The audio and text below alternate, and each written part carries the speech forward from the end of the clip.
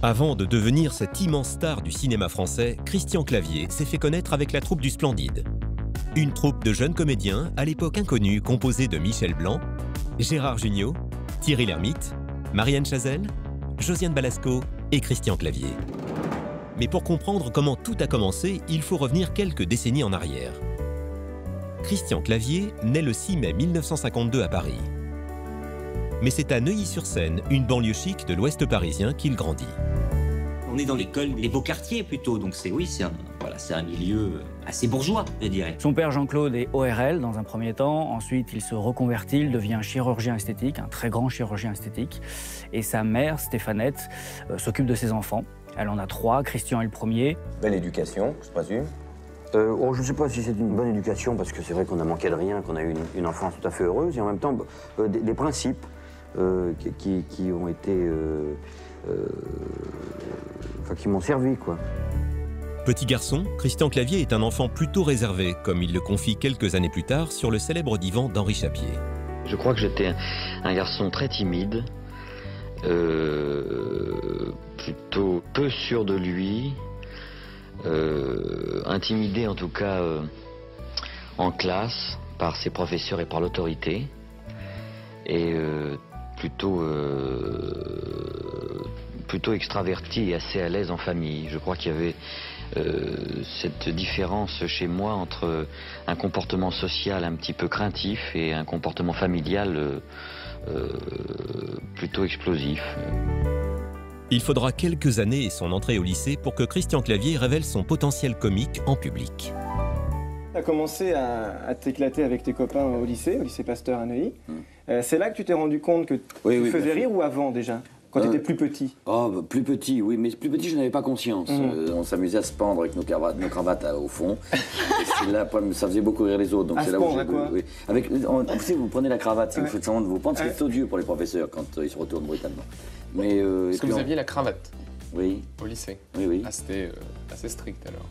Oui, c'était une époque où on était moins décontracté qu'aujourd'hui, c'est sûr. C'était avant 68, c'était plus sérieux. C'était plus sérieux, mais ce qui donnait des fous rires beaucoup plus intenses.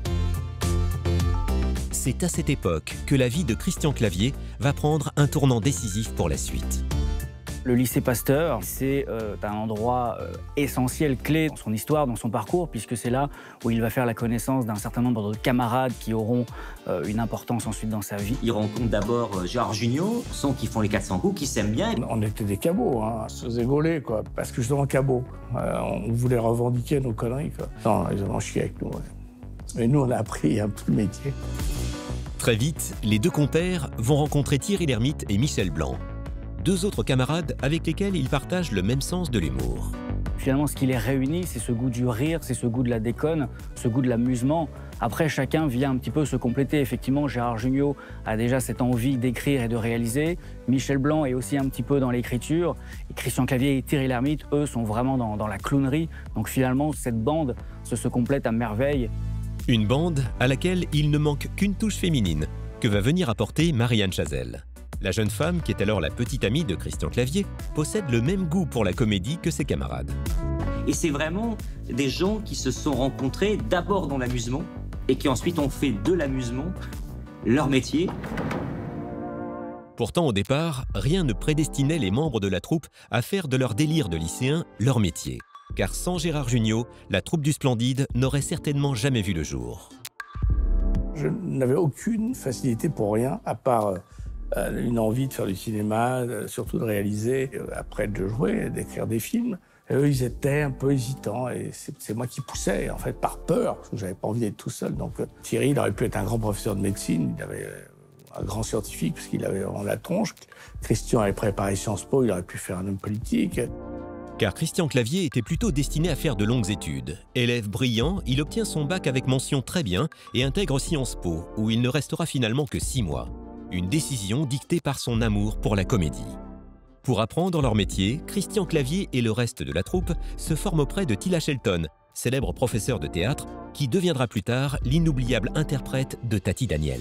Elle était venue au lycée pour faire une conférence au théâtre, enfin, comme ça, une causerie. Et elle cause très fort d'ailleurs, vous entendez.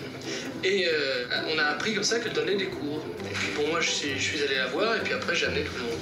contralto. Allez, on reprend, tu me reprends bien dans les yeux et à moi. Allez, vas-y. Et lâche ton... Vas-y. Une personne qui a une méthode, et ça c'est très très rare, elle nous donnait une méthode. Sa méthode c'était le phrasé, qui m'a beaucoup aidé parce que je bafouillais. Et qu'il avait un polype dans la gorge. Parce que dans tous les autres cours, c'était finalement, ça revenait à travailler des textes ou des scènes suivant sa propre sensibilité. C'est-à-dire qu'il était question de talent. Là, il n'était pas question de talent, il était question d'une méthode. Fort de cet apprentissage, les jeunes comédiens enchaînent alors les pièces de théâtre dans le but de s'exercer. Mais à l'époque, la troupe se cherche encore. Au début, le Splendide ne s'appelle pas le Splendide. Leur premier nom, leur première identité, c'est la compagnie de la Turlute.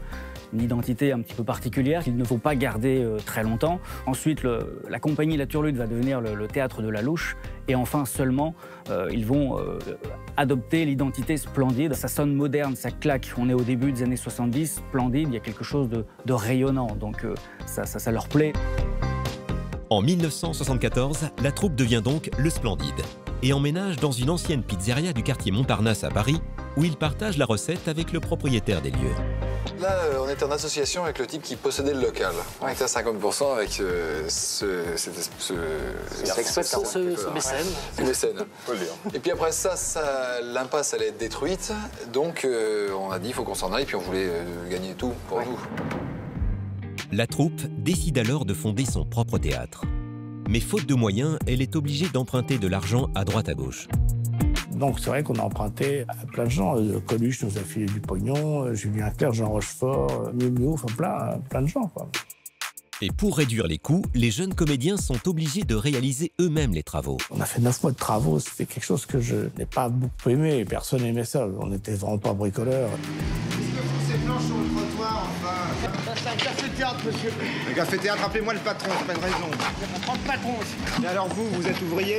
Non, moi je suis comédien, monsieur. Comédien. Et alors eux, là? C'est les comédiens aussi, tout le monde est des comédiens ici. Vous allez visiter? Ah ouais, ça j'aimerais bien voir ça. À l'époque, un journaliste était même venu rencontrer les jeunes comédiens en plein chantier. Le Splendide, le superbe café-théâtre. Bon sang, mais c'est bien sûr. Où est la troupe? Eh ben, je vais vous présenter mes camarades musiciens, n'est-ce pas? Alors, il y a Christian Clavier. Bonjour. Il y a des toilettes, hein.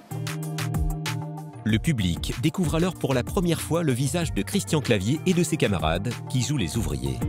Nous, on a tout fait nous-mêmes, c'est-à-dire qu'on a construit tout le théâtre. On savait rien faire, mais on s'est dit, il faut le faire. On nous a dit, et puis on l'a fait. Si tous ont mis autant de cœur à l'ouvrage, c'est qu'en ouvrant son propre théâtre, la troupe s'offrait une certaine liberté. On s'était dit que si on a notre outil de travail, on va pouvoir jouer, on n'aura pas d'audition à passer, ce sera le public qui nous dira si on peut continuer ou pas. Malheureusement, au début, le public va se faire plutôt rare. Un soir, lors d'une représentation de leur première pièce, Ma tête est malade, les comédiens ne joueront même que devant 3 spectateurs.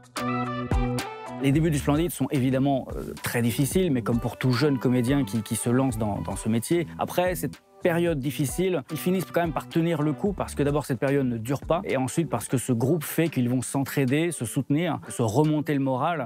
C'est finalement ce groupe, c'est ce qui fait leur force et c'est ce qui fait que finalement les difficultés ne sont pas si conséquentes que ça. Alors effectivement, il y a des besoins financiers qui sont essentiels. Après, c'est aussi du système D et puis au début, forcément, ils se serrent un petit peu la ceinture. Alors pour maintenir leur théâtre ouvert et gagner un peu d'argent, les comédiens de la troupe vont jouer dans des publicités. Et de ce côté-là, Christian Clavier n'a pas chômé. Café, chaussures, PTT ou automobile, le comédien va les enchaîner. Elles sont battes, mes bottes. Moi, je me brosse régulièrement les dents avec un dentifrice pour les gencives. Tony Gencives.